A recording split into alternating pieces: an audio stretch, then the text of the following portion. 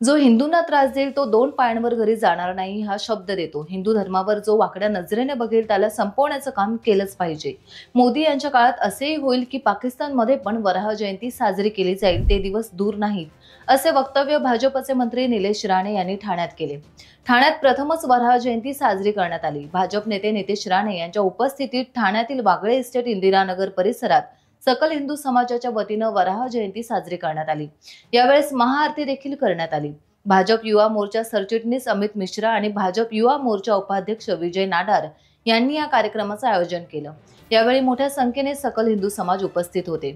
वराह जयंती निमित्त सर्व हिंदू बंधू भगिनींना निलेश राणे यांनी शुभेच्छा देताना पुढे ते म्हणाले, यावेळी फक्त अर्धा रस्ता ब्लॉक केला होता, पुढच्या वेळी ठाणे ब्लॉक करून जयंती साजरी करू।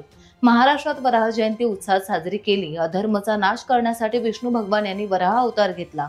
कोणाला मिरची लागेल म्हणून आपण जयंती साजरी करत नाही, लागत असेल तर लागू दे, त्या मिरचीचा रंग हिरवा असेल तर अजून मजा येईल, असेही त्यांनी सांगितलं। टाइम्स डिजिटलला लाईक करा, सबस्क्राईब करा, शेअर करा आणि बेल आयकॉन दाबायला विसरू नका। पाहत रहा टाइम्स डिजिटल।